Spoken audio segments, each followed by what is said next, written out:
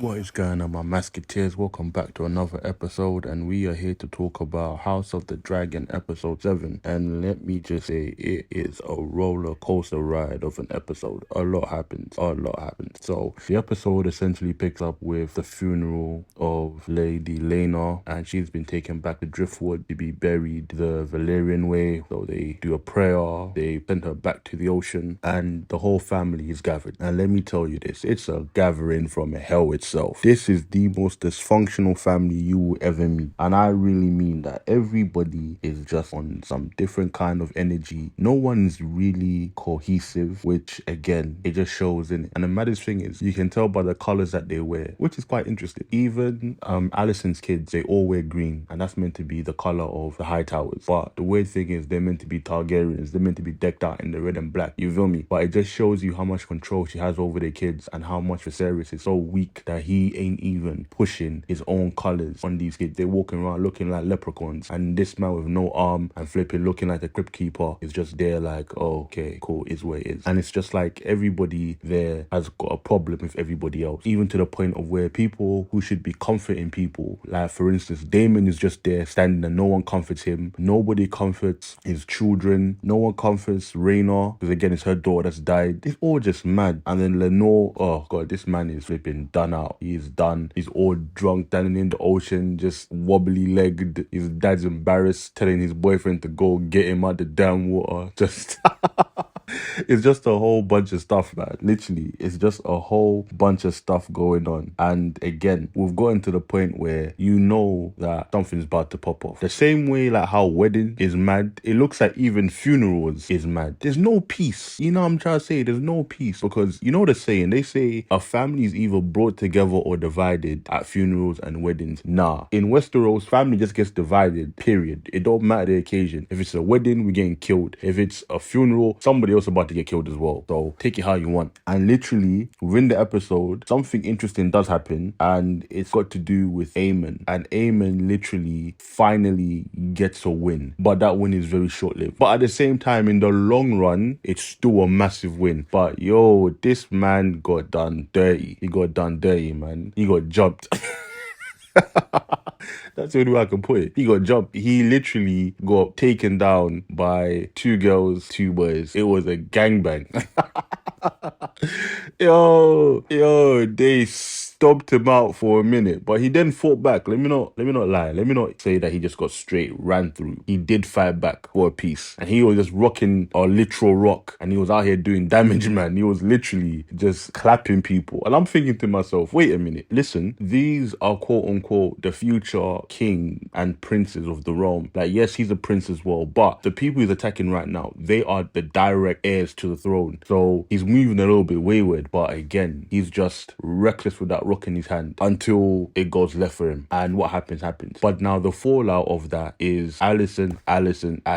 My god, Alison was moving crazy, and I get it. You know, she's a mother, her son got hurt, and so she has to, not even she had to, but she was working off emotion. I get that. And she lost all the plot. Before, she was playing a very calculated game, then she went into straight crazy mum mode, and she was out here just demanding justice, saying somebody gotta pay an eye for an eye, blood in, blood out, flesh for flesh, however you want to put it, it needs to be paid. Yeah, she was ready to cause a whole mini situation within the whole families. Bless Viserys' crippled old heart. This man is literally just trying to keep it together. The crazy part is, only Viserys can see the future, but the problem is, because he's looking like a decrepit skeleton, everyone is not deep in what he's deep in, and he can understand that the only thing that can destroy the Targaryens are the Targaryens, and he's watching it play out before his very eyes. And the thing is, no one is deep in that. No one is clocking, and the people that are clocking, they've got their own ambitions. The crazy thing is, when it comes down to it, the Targaryens are the only people that will destroy themselves. Those who are trying to quote unquote maneuver pieces for their own benefit, in the end will seal their own demise. There's a lot going on in this episode.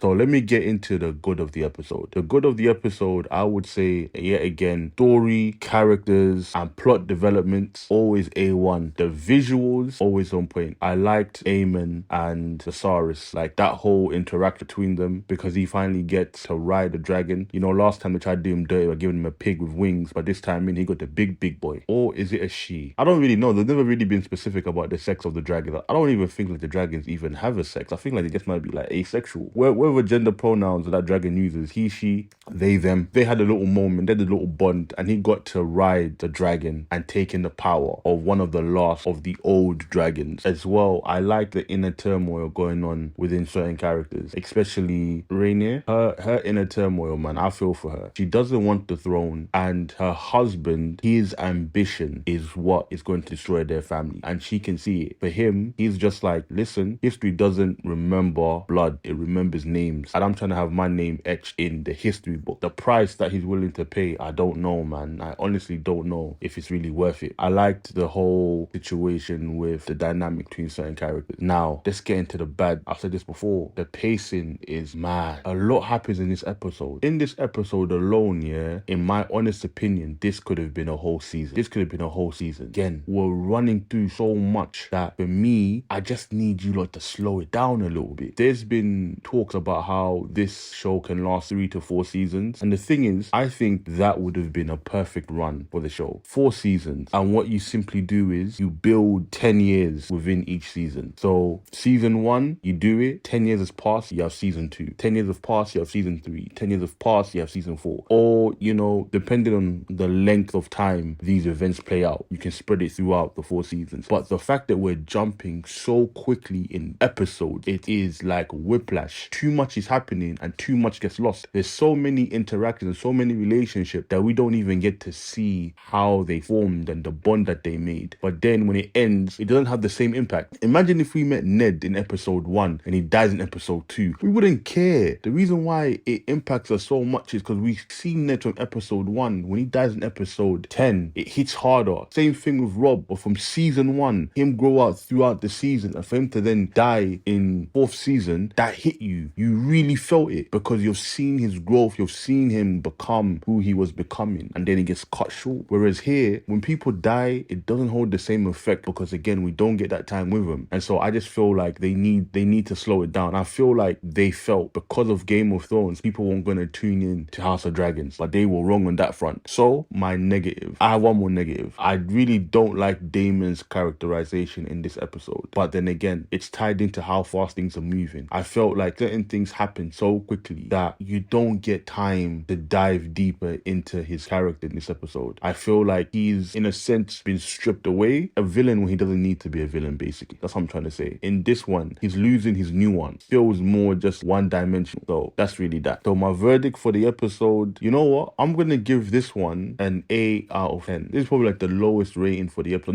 Not that it was a bad episode. For me, I cannot lie. The pacing was too much. Too much happened in such a short amount of time. And I don't really feel like there was any time to breathe. That's the one thing which I'll definitely say. This episode, there was no time to breathe. There was no time for you to take a moment and really sit with a character. It was just on to the next thing. Something's happening, okay, on to the next thing. And for me, I wasn't really a fan of that. Not at all. It was still a very good episode. And again, it sets the pieces up. What's gonna come next? So guys, those are my thoughts and my opinions. Like always, please like, comment, subscribe, and I will see you at the next Master Raid. Peace.